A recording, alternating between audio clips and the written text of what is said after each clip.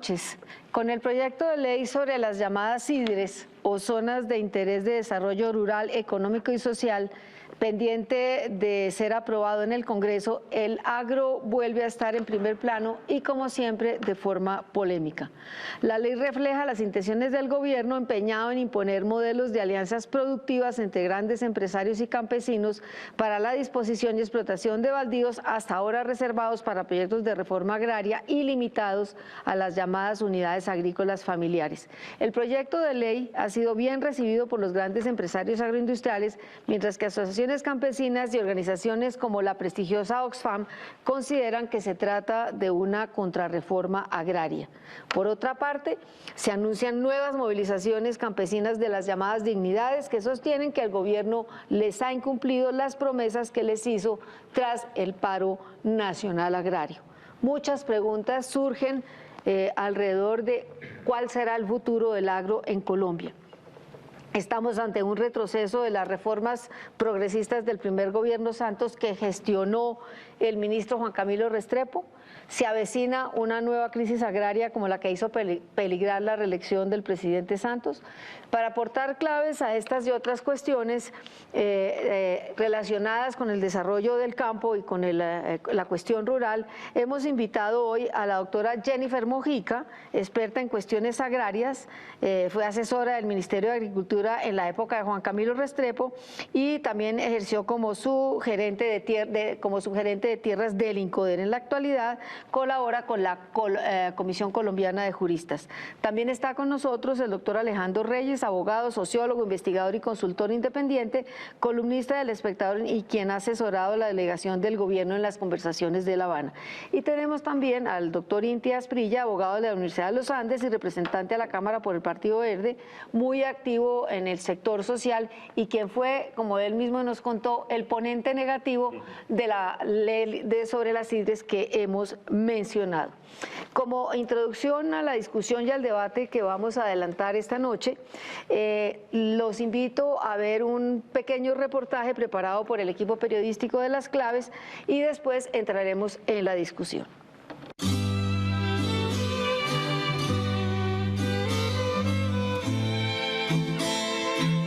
El debate sobre el problema de la tierra en Colombia no ha cesado prácticamente desde la independencia.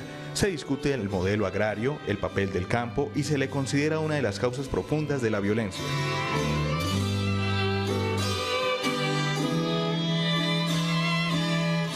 Las cifras son contundentes. El 95% del territorio colombiano es rural.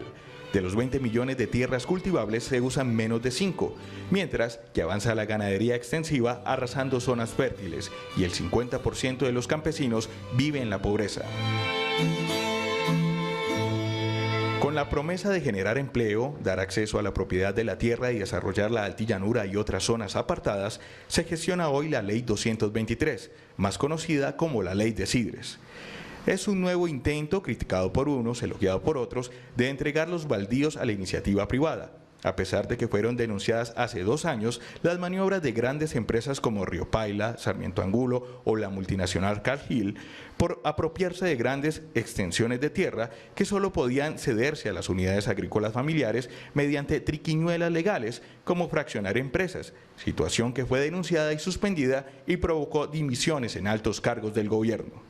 Hoy vuelve el proyecto a través de la llamada CIDRES, una presunta asociación sobre el papel de grandes empresarios y campesinos en la que estos serían el soporte de los bienes del Estado para hacer viables los baldíos privatizados y acabarían pagando el coste de las plantaciones agroindustriales que se proyectan. Sin mucho eco se han alzado voces que señalan a la nueva ley como un retroceso en las promesas progresistas con las que se inició el gobierno Santos en materia rural. La nueva ley podría ser contraria al primer acuerdo logrado en las conversaciones de paz de La Habana, el agrario, en el que además de prever la creación de un gran banco de tierras para la paz, del que formarían parte algunos baldíos propiedad del Estado, se diseñan acciones previas que contribuyan a superar el gran déficit estadístico y normativo que pesa sobre el agro colombiano. y entre otras cosas porque el Estado colombiano no está hoy en día capacitado para poder tomar determinaciones en materia agraria como las que está tomando. No hay un censo de baldíos, no hay un catastro realmente actualizado y formado, no sabemos dónde ni cuáles son las tierras del Estado, ni quién las tiene, ni cómo las usufructúa. No está avanzada la política de restitución de tierras ni despejado todo el proceso de reivindicación de derechos campesinos y étnicos, por lo tanto, pues esto tiene prioridad y debería darse un marco de espera hasta que todas estas decisiones de trascendencia política hacia el posconflicto se tomen. ¿Qué va a pasar con la ley sobre las sidres? Bueno, hecha esta descripción panorámica del problema, quisiera empezar con que cada uno de ustedes, como lo hacemos normalmente, que nos haga nos dé una visión y un balance de cómo ven la gestión del gobierno Santos en materia agraria, si ha cumplido o no sus promesas, si hay alguna diferencia entre los primeros intentos, los primeros proyectos de ley que tuvo que archivar y el nuevo proyecto que está en cuestión, y si le ven algún futuro a esto que estamos viendo, que se está visorando y que está consagrado en esta ley. Doctor Reyes, ¿cómo ve la cosa? A ver, yo no lo veo muy bien. Yo creo que la política agraria del gobierno, después de haber llegado al acuerdo agrario con las FARC en La Habana, perdió su rumbo, se despistó. Los ministros que sucedieron a Juan Camilo Restrepo, el doctor Lizarralde y el actual doctor Iragorri, no tienen mayor interés en impulsar la agenda de transformaciones rurales a las cuales el gobierno se comprometió.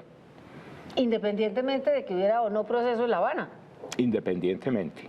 O sea, Colombia había vuelto a tener la ilusión de haber recuperado el rumbo de una reforma agraria de fondo, leal con los campesinos, que pusiera orden en los derechos de propiedad. El gobierno hizo aprobar la ley de víctimas y restitución de tierras, está impulsando con una institución seria la restitución, y eso dio esperanzas de que íbamos a cambiar de rumbo.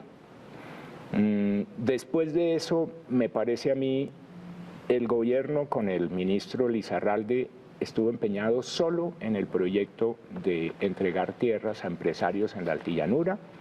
Lo presentó, el gobierno lo ha presentado 3 veces, 2 lo ha tenido que retirar del Congreso por falta de apoyo político.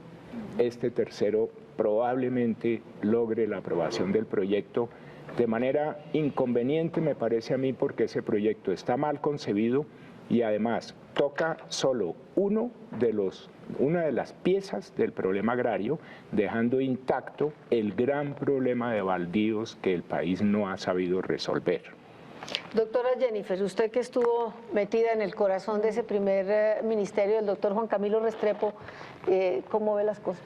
No, realmente aquí lo preocupante es que las políticas agrarias que el gobierno nacional está intentando implementar ahora es siempre la misma y ha sido fracasada, pero igual se insiste, y es realmente una política totalmente volcada a garantizar una seguridad jurídica a cualquier precio a las grandes inversiones en el campo. Es como que mi único modelo de desarrollo posible es el de la agroindustria, y como en Colombia hay limitaciones y restricciones desde hace tantos años a la concentración de tierras, pues como de lugar tengo que tratar de superar esas restricciones, y eso es lo que vemos en este proyecto de ley. El proyecto de ley hoy en día ha hecho algunos intentos demagógicos por tratar de mostrarse de desarrollo productivo, por tratar de mostrarse que lo que quiere es el desarrollo de la altillanura, por tratar de mostrarse más amable frente a las alianzas y frente a los pequeños, pero realmente en el fondo son las mismas 2 premisas. Primera, tenemos una situación actual de caos en la administración de baldíos, donde se ha dado un proceso de apropiación y acumulación irregular. Somos uno de los países con una mayor inequidad en la distribución de la tierra en Colombia, mucha tierra, muy pocas manos, y esa realidad hoy la queremos con un proyecto de ley que la quiere legalizar, porque hoy en día las concentraciones están prohibidas y lo que el proyecto quiere realmente es legalizar esas concentraciones. Esas que se hicieron de forma irregular. Eso es todo, digamos, el resto uno puede leer el proyecto y los defensores de ese proyecto, como el superintendente Vélez, que es el que actualmente aparentemente lidera estas políticas de tierras.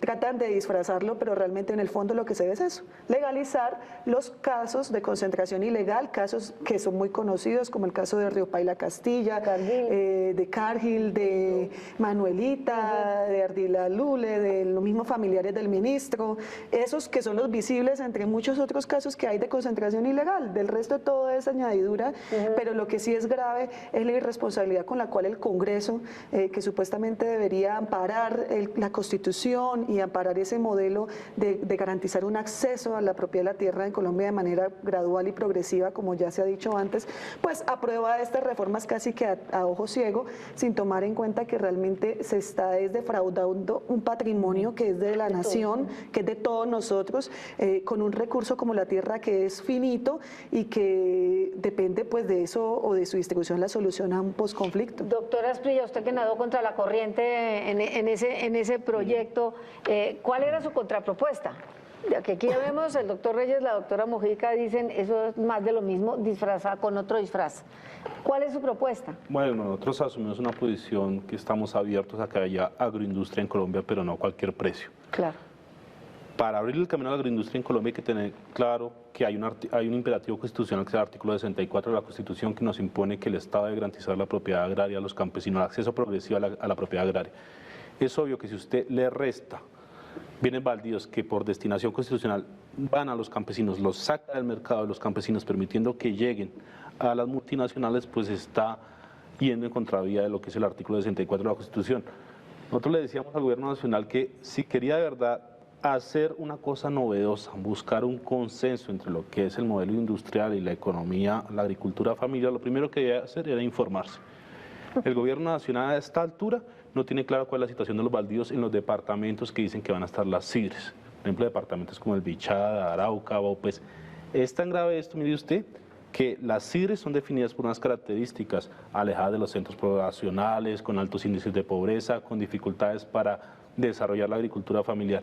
En el primer debate que se hizo en la comisión, el ministro ad hoc, Cristo, ministro del Interior, dijo que él consideraba que esos departamentos que están nombrando en el proyecto no eran exclusivos, sino que podía eventualmente ampliarse la zona CIDRES a departamentos, por ejemplo la zona del Catatumbo, donde hay una reivindicación campesina desde hace mucho tiempo que no se ha resuelto.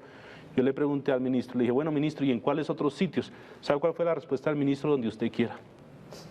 Deja ver la falta de seriedad, no porque uno esté legislando sobre el campo tiene que ser folclórico y tomar las cosas a la ligera.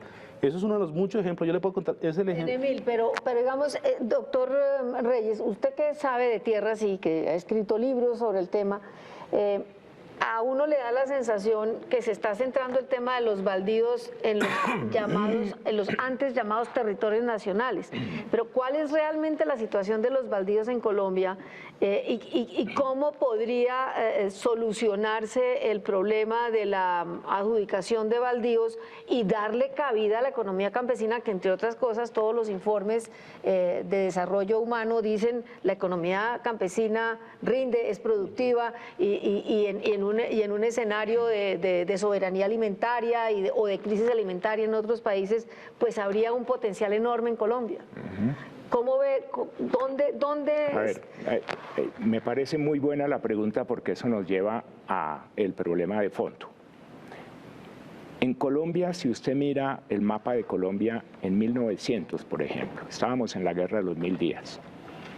El 80 o más % del territorio colombiano eran baldíos, era propiedad de la nación, que se fue ocupando y colonizando progresivamente por campesinos, pero el secreto de la acumulación de tierras en Colombia consiste precisamente en que los campesinos son solamente dueños de mejoras, de su trabajo físico representado en mejoras en el predio.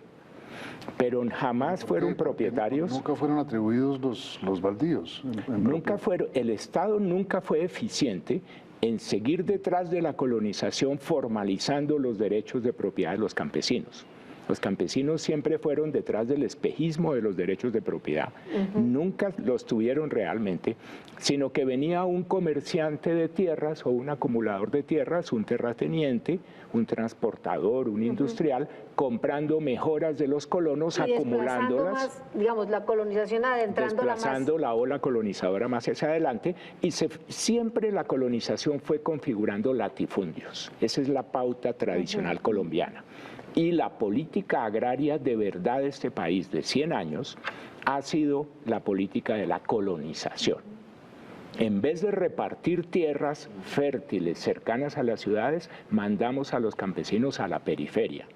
Y este es un punto de entrada analítico muy importante para evaluar el proyecto de las IDRES.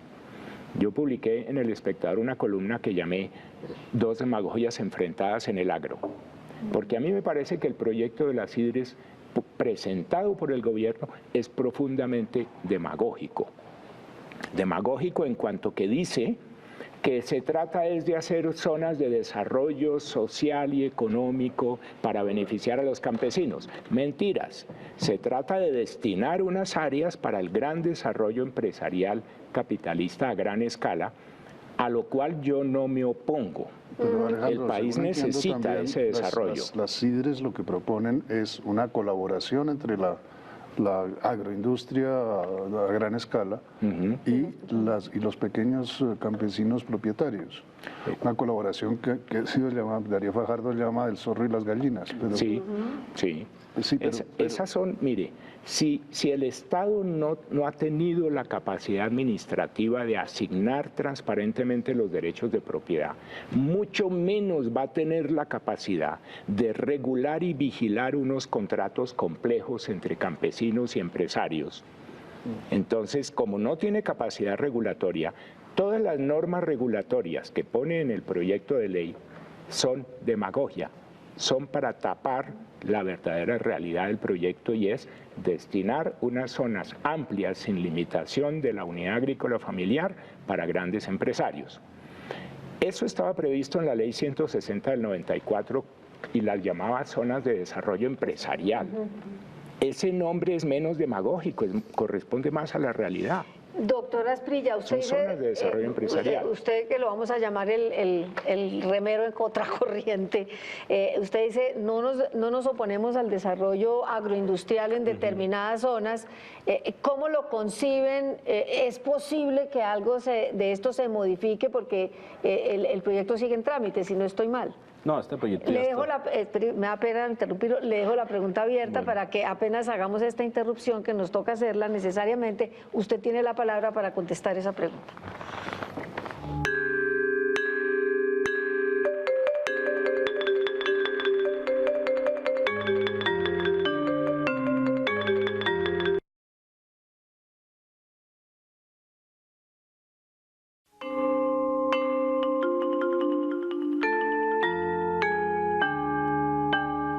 Doctora Asprilla, le reitero la pregunta. Ustedes no se oponen al desarrollo agroindustrial.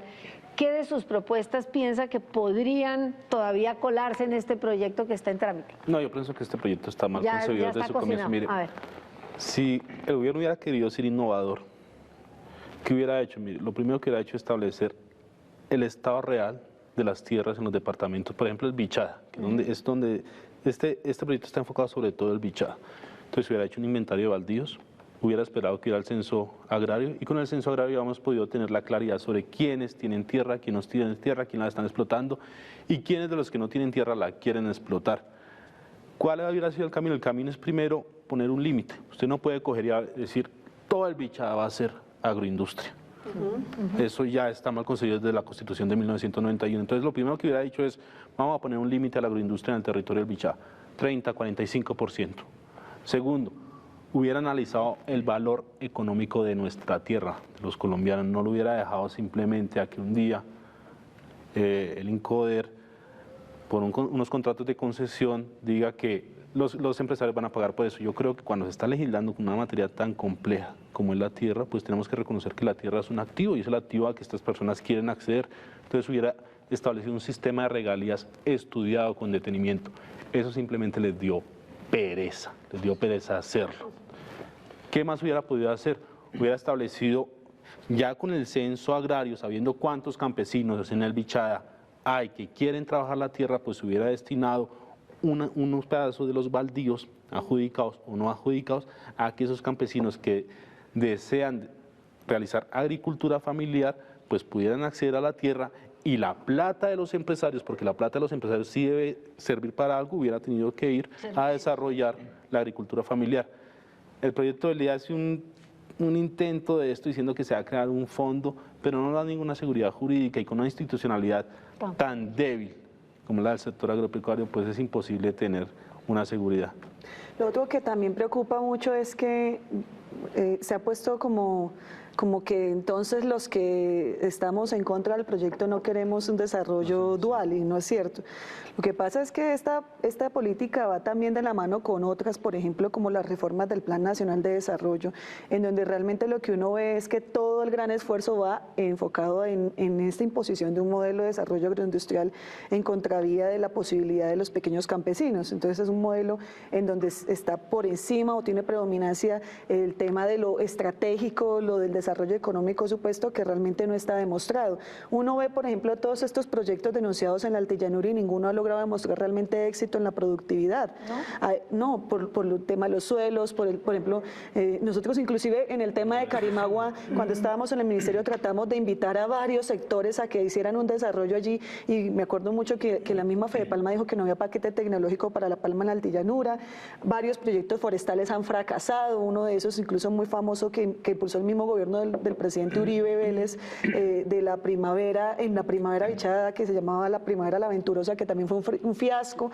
Realmente el tema de la productividad allí está por verificarse, y además el tema de la inversión. No conocemos, exacto, ni siquiera conocemos la naturaleza de nuestros suelos. Y por ejemplo, y tenemos una situación allí también, y es ¿por qué se tiene que hacer una reforma sobre el régimen de baldíos si lo que queremos supuestamente es hacer productividad? Aquí vemos, por ejemplo, en esos 14 casos que documentó la Contraloría ya, en donde hubo una acumulación ilegal de baldíos y además de recursos públicos, porque todos tienen subsidios, financiación y demás beneficios del Estado, entre 6 personas les asignaron más de 140.000 millones de pesos. Obviamente, si a uno le dan esa cantidad de recursos, cualquiera desarrolla. Sí, claro. Y si eso se quisiera hacer con campesinos, ¿por qué no? O con las mismas pueblos étnicos que están allí también en la Altillanura y en otras regiones. Pero una cosa antes de eso es el censo agrario. El censo agrario, yo vengo oyendo hablar del censo agrario desde el gobierno de Turbay Ayala. No, del gobierno de Turbay Ayala. Y no se ha hecho ningún censo agrario en los últimos 80 años o algo por el estilo. 40. ¿En qué va eso? Ya está terminando. Ya se está haciendo. Sí, no, ya se hizo. Y en ese sentido, Están tabulando resultados. en ese sentido, digamos, se está improvisando antes de tener un censo agrario, dirían ustedes. No, Claro, por el afán de darle la tierra en la Altillanura Es a que los empresarios. lo que uno se ve está con esta improvisando. reforma es que como que el gobierno quiere dar 2 pasos antes de que se firme la paz, porque el doctor Reyes, que estuvo allí trabajando en ese punto 1 de lo agrario, es totalmente en contra de esta propuesta Eso les iba del a proyecto. preguntar. El punto 1 dice claramente que su objetivo es democratizar el acceso a la tierra en Colombia. Entonces, como nada está acordado hasta que todo está acordado, entonces esta reforma es como que echemos 2 pasos atrás para que cuando ya entre la gran reforma Ya del esto sea postconflicto, un hecho ya cumplido. todo esté repartido y se acabó. Con situaciones tan expresas que dice este proyecto, que va a sanear todas las irregularidades en la tenencia de la tierra para estos proyectos, entrega de concesiones de baldíos y otras tierras. O sea, realmente son 2 pasos atrás como para no querer permitir que se haga el postconflicto. Buena la mención del Acuerdo de La Habana que hace Jennifer, porque en La Habana uno de los temas innovadores importantes que convenció a las FARC para firmar el acuerdo agrario fue que nosotros introdujimos el enfoque territorial. Y eso es clave en todos los asuntos de la tierra. ¿Por qué? La tierra no es igual en La Guajira, en La Bichada y en Nariño. Claro. La tierra es distinta en cada territorio, según su geografía, su localización, sus Y la cualidades calidad de sus intrínsecas, los suelos, la ecología en general. Entonces no se puede legislar en términos generales sobre la tierra. Si se dice la tierra baldía es para los campesinos, yo digo, espere un momentico, analicemos. ¿En cuál territorio?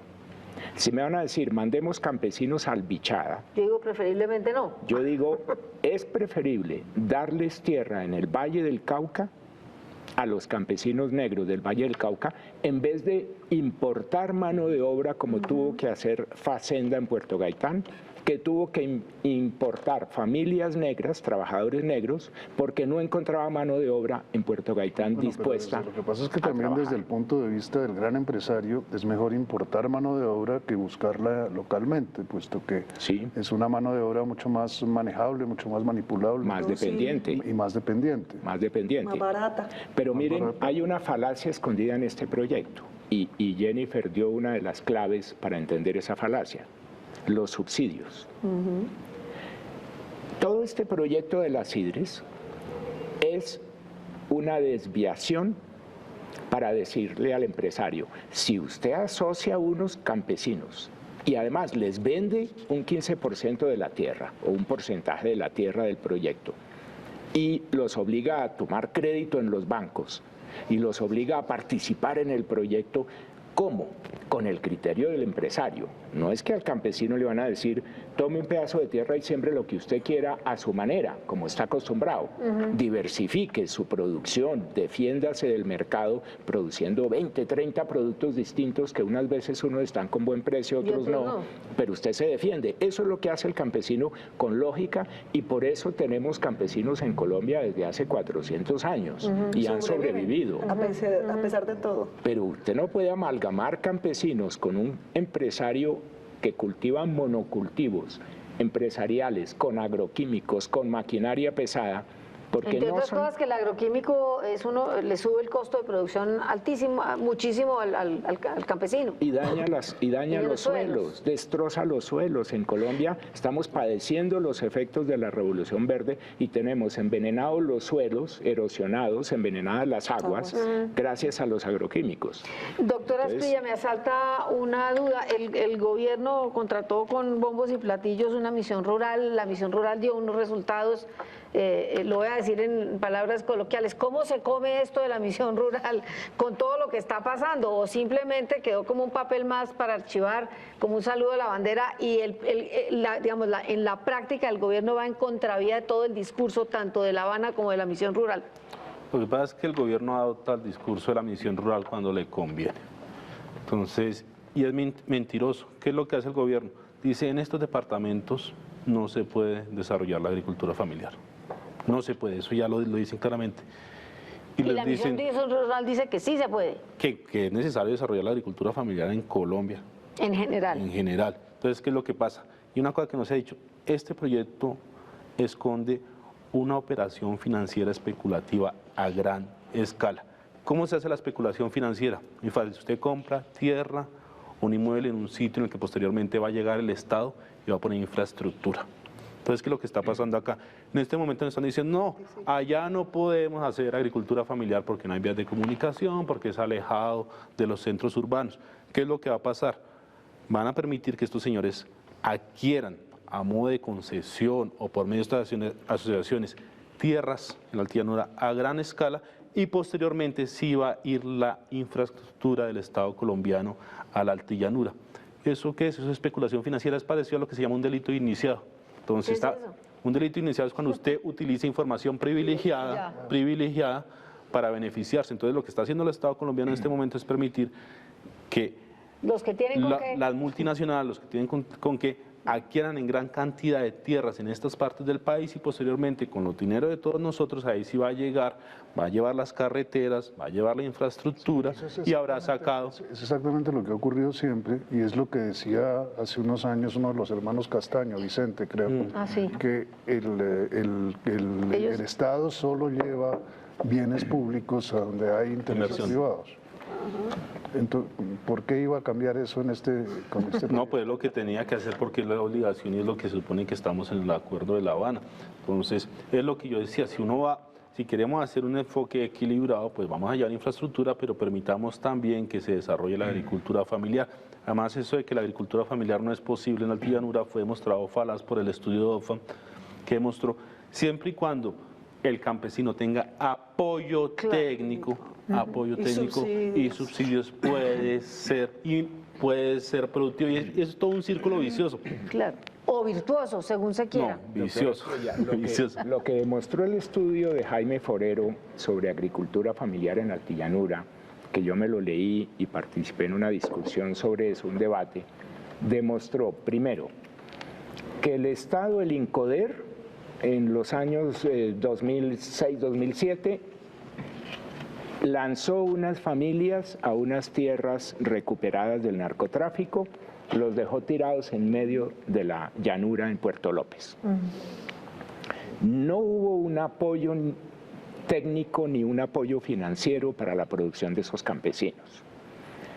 10 familias campesinas que ellos evaluaron lograron al cabo de unos años tener buenos niveles de rentabilidad y de producción, pero el secreto de esa producción está escondido en una cosa.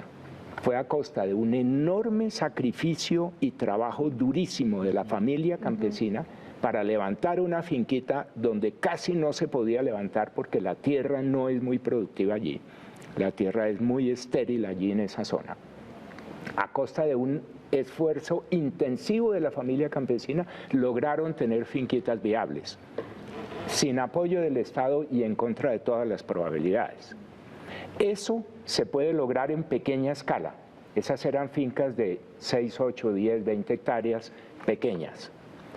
Uno no puede extrapolar ese modelo a las grandes extensiones, que fue el error que cometió la Ley 160 y el INCODER de definir un tamaño de unidad agrícola familiar para el bichada de 1.300 hectáreas. Si un campesino le cuesta un trabajo infinito con el trabajo de toda su familia, hacer productivas 10 hectáreas, Pues imagínese, ¿para qué le damos 1.300 hectáreas que exigen un capital por lo menos de 10.000 millones de pesos para poder desarrollar agrológicamente esa zona? Entonces yo digo, destinemos esos baldíos improductivos, donde hay que crear capa vegetal cultivable, capa productiva. Destinémoslos a la gran producción empresarial. Colombia, por ejemplo, necesita importar 2 millones de toneladas de maíz cada año para producir concentrados alimenticios para animales, para aves, para cerdos, para ganado. Ojalá los produjéramos en Colombia, pero que lo haga el capital privado a su costa y riesgo. Jennifer decía antes con razón que muchos de esos proyectos de la Altillanura no se sabe todavía si van a ser viables o no. Algunos pueden tener éxito, otros no, según cómo se manejen. No metamos a los campesinos en la canasta pagando los riesgos y los costos. Dejemos que lo hagan los inversionistas que tienen plata para perder. Que sabe cómo. El campesino no tiene sino su trabajo para perder, pero esa es su vida la que él está invirtiendo.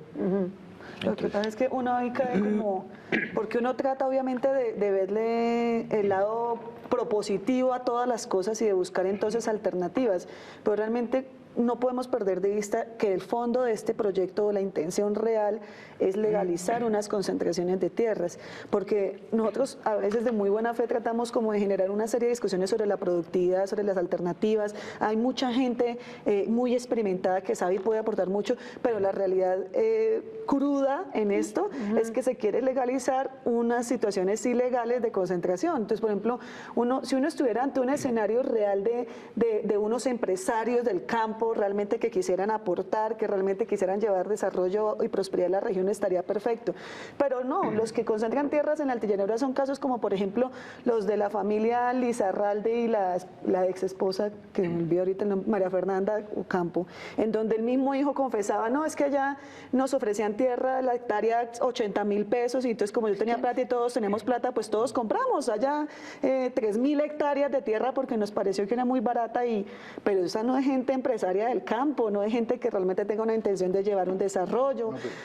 Es un tema más de un ejercicio de una operación financiera. ¿En qué momento cambió eso? Porque el primer gobierno de Santos empezó justamente con la restitución de tierras, y así fue durante unos 2 años tal vez, digamos los años de Y esto se Juan Camilo frenó, Restrepo. Pero después resulta que no es que Santos, el gobierno de Santos, esté tratando de contentar a todo el mundo, sino de simular contentar a todo el mundo. Sí, no, y uno ve aquí, por ejemplo, temas frente al tema de restitución, que es algo que nos duele o nos debería doler a todos, porque esto fue un avance único en el mundo, garantizarle la restitución de las tierras a las víctimas, pero uno empieza a ver retrocesos ya en estas reformas. Bueno, por ejemplo, este proyecto ya trae retroceso frente a la restitución. Entonces, en las zonas de Sidres realmente ya restitución no habría, porque o al campesino que sea restituido le toca o forzadamente asociarse a ese proyecto, y si no quiere, entonces réntelo y reciba una renta, un alquiler, o si no, véndalo. Simplemente no hay ninguna posibilidad de que el propio pueda autodeterminarse y definir: yo quiero ser campesino y ejercer mi vida. En el plan de desarrollo igual, en las zonas de proyectos de interés nacional y estratégico, que son todo el tema para infraestructura, para energía y para minería, que también hay otras áreas, lo mismo, en esas zonas tampoco ya no hay restitución, sino es una compensación forzada. O sea, las víctimas que fueron despojadas incluso para dar cambio al territorio y dar paso a estos proyectos de infraestructura y de agroindustria, pues hoy en día ya no pueden tener derecho a su restitución. Es legalizar el despojo y continuar la legalización, continuar el despojo, además, las dos cosas. Es importante decirlo, porque podemos decirlo con conocimiento de causa de que quieren legalizar el despojo. Este proyecto es un proyecto mentiroso. Cuando usted ve, mire lo que es un eufemismo: zona de interés de desarrollo económico y social. Eso es mentira. Esto es una contrarreforma agraria en determinadas zonas del país que el gobierno después va a decir cuáles son. En el momento tenemos identificados 4 departamentos en mayor escala, que es Vaupés, Arauca, Bichada y una parte del Casanare, y en pequeña escala, Caquetá, y en pequeña escala un pedazo de Antioquia y del Cauca. Que es lo que, ¿por qué decimos que es una contrarreforma? La ley 160 de 1994, que tiene su espíritu en el artículo 64 de la Constitución, establece un régimen. ¿Cuál es el objetivo primordial de una reforma agraria? Es concederle la tierra a los campesinos, los campesinos accedan a ella. Entonces establece unas condiciones de adjudicación y unas restricciones a la venta después de la adjudicación. Las restricciones a la adjudicación son básicamente que haya estado 5 años en esa tierra, que haya elaborado las 3/4 partes de esa tierra y que sea una persona que tenga un patrimonio inferior a 600 millones de pesos. Esa es. Y después de eso, una vez el baldío es adjudicado, no porque sea adjudicado la persona puede hacer lo que quiera con él. No. El artículo 72 de la ley 160 de 1994, y este es el origen del proyecto, establece que cuando usted le adjudican un baldío, usted no se lo puede vender a una persona que tenga más de una unidad agrícola familiar, que es el límite de tierra mínimo y máximo que se puede tener en una región del país. Usted no se lo puede vender a una persona que exceda esa unidad agrícola familiar. Ese es el origen del proyecto. Este proyecto de ley, sin decirlo de frente, quiere permitir que las personas que adquirieron de manera irregular puedan, por medio de estos proyectos, legalizar su situación. ¿Por qué lo digo con conocimiento de causa? Mire, el gobierno, y eso fue una cosa que me indignó bastante, se atreve a decir que han recogido de manera democrática los diferentes puntos de vista y que hayan recogido mi actividad en defensa de los campesinos en la Comisión Quinta. En la plenaria de la Cámara yo radiqué una proposición que establecía claramente que este proyecto de ley no permitía legalizar lo que se había hecho violando la ley 160 de 1994, porque el peor mensaje que le puede dar un gobierno es que la ley se le acomode a quienes la violaron, a los ricos que la violaron, digámoslo de esa manera. No lo quisieron hacer. Y yo creo que este proyecto tiene que quedarse en la Corte Constitucional, a no ser que la Corte nos llene de pretextos. ¿Por qué lo digo? Porque Pregunta de una, ¿sí o no? ¿Piensa demandarla? Claro que la pienso demandar, tiene todos los vicios de constitucionalidad, tanto en el trámite, y no le he contado las joyas del proyecto, ese proyecto ni siquiera lo leyeron los congresistas, para que usted lo sepa, ni siquiera tuvieron la decencia de leerlo. Este proyecto de ley en la plenaria de la Cámara, no estaba publicada ni la ponencia mayoritaria, no lo habían leído los señores congresistas, y mi ponencia, que era la ponencia negativa, tuvieron que darse la última hora, repartirse la mano propia para que en 5 minutos, 10 minutos le echaran una ojeada. Así es como se votó la contrarreforma agraria en este país. Lo que suele ocurrir es que uno a veces está criticando una versión y resulta que después es otra. O sea, se va mutando y acomodando y disfrazando más. Es como como se llama, como el del dengue, ¿no? Que muta 11 veces hasta producir para lo mismo. Lo que dice el doctor Asprilla es muy importante. Si este proyecto está destinado a subsanar la ilegalidad de las acumulaciones que hubo en la altillanura, pues está equivocado radicalmente, porque la misma ley 160 prevé cuál es la consecuencia jurídica de violar los límites de acumulación de WAFs. La consecuencia jurídica está diseñada para que no ofrezca ninguna solución. La misma ley 160 dice: el particular o el INCODER o la Procuraduría pueden demandar la acumulación ilegal de baldíos. El INCODER, de hecho, demandó varias de esas acumulaciones ante los jueces. Y eso está pendiente de ser juzgado. ¿Qué pueden decir los jueces? Los jueces pueden decir que es ilegal la acumulación y por lo tanto ordenan revertir al estado anterior las cosas. Revertir al estado anterior significa que el oportunista que había recibido 1.300 hectáreas de una UAF y que logró embolsillarse 1.300 millones de pesos porque Cargill se los pagó. El juez dice: ordenamos, señor, que usted le devuelva los 1.300 millones a Cargill y Cargill pierda el título de propiedad de su tierra y las cosas vuelvan al estado anterior. Eso es inviable. Es inviable. A nadie se le ocurre que ese señor que ya se gastó, invirtió los 1.300 millones de pesos que el Estado le regaló con una adjudicación de un título en la altillanura, vaya a recibir otra vez la tierra y devuelva la plata. Entonces, el problema jurídico de los señores que acumularon baldíos en la altillanura es ninguno, no tienen ningún problema, se quedan con la tierra. Se quedan con la tierra porque deshacer las cosas ya es imposible. Ya es imposible, o sea, insisten ustedes, esto es legalizar lo que se adquirió de forma irregular. Es una tontería que el proyecto intente legalizar lo que ya no tiene solución jurídica. Ya el daño está hecho, no hay nada que hacer. Hacemos una breve interrupción y terminamos el programa en unos breves momentos.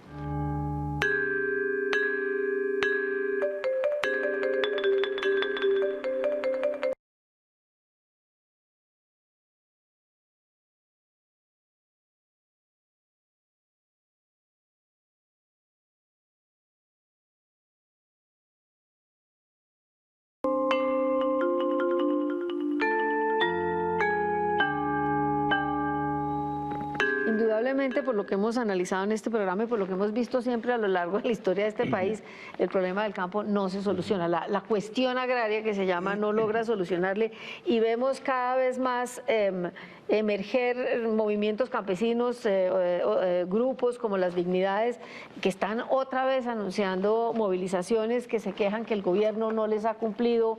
Vemos que en los sitios donde se está intentando restitución de tierras, como en el famoso campo de Bellacruz, como en otros sitios, los llamados ejércitos de restitución de tierras y digamos, las fuerzas oscuras o más bien claras se oponen a que esta gente tenga tierra. ¿Creen que hay buena interlocución del gobierno con el sector rural, doctora Asprilla? Es que el gobierno lo puede escuchar a uno, pero no por eso quiere decir que vaya a tomar una posición constructiva de adoptar, así sea en mínima medida, lo que uno está proponiendo.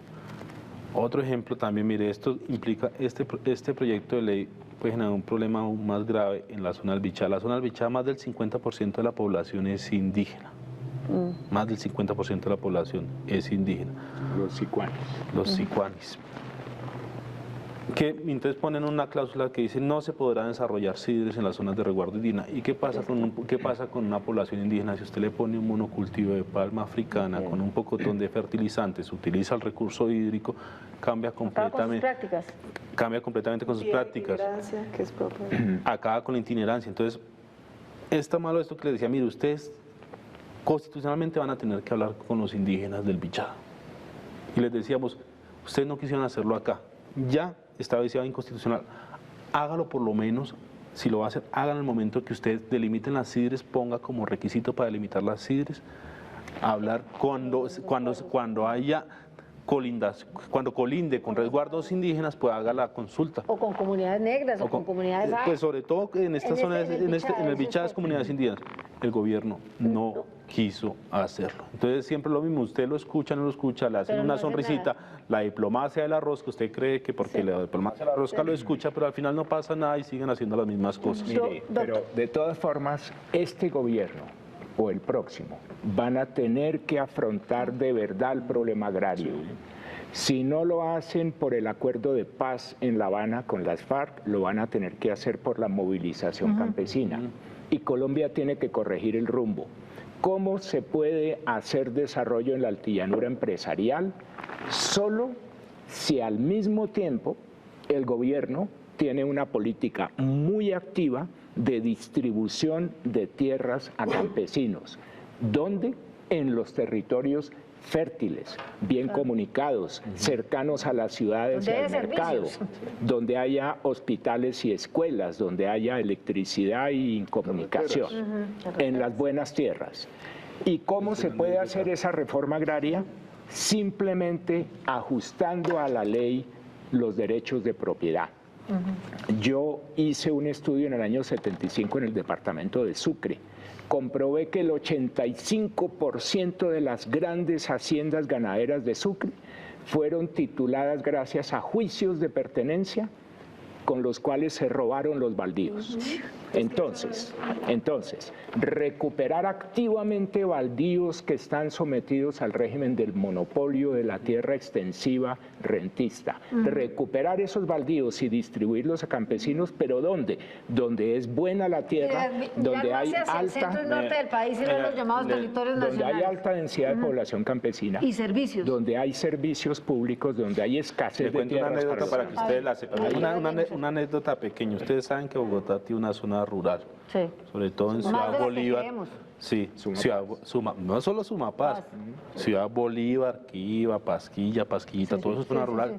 Y Usme, vaya y pregúntale usted al Ministerio de Agricultura cuántos programas tiene para apoyar la agricultura familiar en lo que debería ser más racional. ¿Qué es lo que está Cero. cercano a las ciudades? Ninguno. No tiene ningún programa para apoyar la agricultura familiar. Doctora Yo Jenny, creería que lo que uno debería esperar de un gobierno que está a puertas de un proceso de paz, donde un punto central para el posconflicto, no para la firma, sino para que realmente este país salga de la barbarie, es el tema de distribución de tierras, debería retirar este y otro tipo de iniciativas legislativas desordenadas, dispersas, desinformadas y amañadas solo a un interés particular de un sector particular, y esperar a que realmente miremos qué país queremos para el futuro, permitir que haya participación real y tomarse en serio el tema de las víctimas y el tema de los campesinos desposeídos. O sea, Colombia es un país donde 6 millones de colombianos del campo fueron desplazados y víctimas de violencia, y en donde tienen que ser atendidos. A mí me gustaría que el plan de desarrollo hubiera dicho que es de utilidad pública la reparación a las víctimas, o que puede ser de interés social generar capacidades para que la población campesina haga su agricultura familiar. Al fin y al cabo todos comemos al día productos campesinos. O sea, realmente nuestros platos, piensen en el desayuno y en el almuerzo y en la comida de hoy, el 80% es de economía campesina. O sea, esto no es un tema menor, estamos hablando de un patrimonio nacional, estamos hablando de la posibilidad de vida digna de una gran porción de los colombianos que, pese al conflicto, aún hoy en día siguen siendo campesinos. No creo que ninguno en esta mesa y en el país quisiera que todos fuéramos de la ciudad y entonces ¿qué vamos a comer? Y estamos hablando de la posibilidad también productiva y próspera que tiene la economía campesina familiar, no solamente en temas rentísticos, sino en temas de dignificación, de calidad de vida y de posibilidad de vida en este país. O sea, si esto no se toma en serio, realmente yo creo que es un panorama muy desolador. O sea, estábamos hablando ahorita que aquí se le hace muy fácil al gobierno decir, no importa que Cargill haya acumulado 80.000 hectáreas o que Río Paila tenga 50.000 hectáreas. Por Dios, están ahorita 200 familias siendo revictimizadas, masacradas y desalojadas ilegalmente por 1.000 hectáreas de tierras en Bellacruz, que no tienen respuesta y que llevan 25 años sin respuesta del Estado. O sea, es un asunto menor. Entonces, realmente, yo no sé, en esta magnitud de cifras y que no dimensionamos realmente la crisis humanitaria en la que se encuentran los campesinos en Colombia, pues se pierde de vista lo importante. Y creo que allí falla el Congreso de la República, porque si bien el gobierno puede tener una intención, el Congreso debería tener el contrapeso para poder tomarse en serio las políticas de tierras. Yo no sé si todo el mundo quiere salir de la barbarie, como dice usted. Bueno, sí. Pero sobre todo, creo que estuvo faltando aquí alguien que defendiera la posición no solo del gobierno en este tema, sino también la del Congreso. Porque no es que el Congreso no haya discutido el asunto, es que no ha llegado ha llegado a la conclusión contraria a la que estamos No, sosteniendo. pero eso no es aquí. discusión. Lo que hizo el Congreso no es una discusión, se lo Realmente digo, yo creo se que lo ellos digo con fueron conocimiento de caso. libreteados y aprobados movidos por otras cosas. Realmente no creo que sean conscientes de lo que aprobaron. No le digo que ni siquiera han leído el proyecto de ley. Yo no puedo decir que ni siquiera leyeron el proyecto de ley porque no lo Bueno, pero eso tenían. es responsabilidad de ellos también. Claro. No, pero es Haberlo que leído. mire, es un vicio que cuando usted va al Congreso usted tiene los proyectos de ley aunque sea en la pantalla para ponerlos, para leerlos. No estaba la ponencia mayoritaria, no la vio. No, por y el eso- afán, y eso al final él mostró ¿sabe cuánto más. fue el tiempo transcurrido entre la aprobación en primer debate y la ida a segundo debate? 2 semanas. Y cuando fue a segundo debate, por el afán de estos tipos de hacer todo rápido, de legalizar los negociados, ni siquiera habían puesto la No, es ponencia que a los mayoritaria. congresistas un día esto les ponen la renuncia en un proyecto de ley y lo votan. O sea, realmente, y eso no los excusa, pero sí tiene razón, obviamente todo el mundo tiene sus intereses. Lo que entristece es que en un país rural como el nuestro, donde un gran porcentaje de la población es rural, donde la mayoría del territorio 20%. nacional es El presidente del Congreso viendo el Están partido de vendiendo que fútbol. este es un país de ciudades. donde el conflicto, y el doctor Reyes en eso ha escrito mucha Sí. literatura, y yo creo que ya todos sabemos, donde el conflicto ha sido rural por la tierra, pues no puede ser que hagan un proyecto de ley solamente para unos apellidos que han acumulado tierras a costa de lo que sea, sin saber, yo creo que ni siquiera el que está haciendo este favor sabe la dimensión que a futuro esto pueda tener en materia Es de que fue aumentar el la debate más conflictividad. desorganizado en la historia. ¿Sabe? Eso fue aprobado en la última sesión, ni siquiera estaba el presidente de la Cámara. ¿Sabe dónde estaba el presidente de la Cámara del partido? En la Copa América. En la Copa América, con la plata de todos nosotros los colombianos. Entonces muestra un desdén, una falta de interés por las problemáticas del país. El Congreso de la República, lo digo con conocimiento de causa, no tiene un interés. decepcionado? ¿Está en el Oh, Congreso? pero estoy en rebeldía constante. Estoy decepcionado, pero estoy en rebeldía constante porque es una cosa vergonzosa lo que pasa en el Congreso de la República. Y se creen todo permitido. Como ni siquiera no van a leer, ni siquiera, es tan grave, ni siquiera había un presidente en la comisión porque los dos presidentes, el presidente y el vicepresidente tenían tierras en la Altillanura y ni siquiera se habían dado cuenta. Este proyecto lo querían sacar hace 6 meses. No lo sacaron porque en compañía con el senador Iván Cepeda nosotros radicamos una constancia en la que le pedíamos a las personas, después de haber votado el anterior semestre mi ponencia negativa, que nos dijeran cuántas tierras tienen. Y ahí en el afán se dieron cuenta que quienes habían votado ese proyecto tenían tierras en la Altillanura y les tocó retirarlo para evitarse que perdieran la curul. ¿Cómo vamos al futuro para el campo colombiano? Rapidito, porque aquí me están diciendo que se nos acaba el tiempo. Vea, sí va a haber futuro y ese futuro lo van a conquistar los campesinos cuando las nos bases. bloqueen las carreteras del país, el abastecimiento alimenticio, se paren como una sola voz y digan a nosotros nos respetan y nos dan nuestros derechos. Entonces, al final los Tendrán que campesinos sacudirse. van a ganar, a mí Y no los me cabe gobiernos duda. tendrán que sacudirse. No me cabe duda. Muchas gracias. Como siempre es un tema no resuelto, siempre polémico, siempre en debate. Tendremos oportunidad de volverlos a invitar para seguir discutiendo. A ustedes los espero el próximo martes a la misma hora. Muy buenas noches y muchas gracias.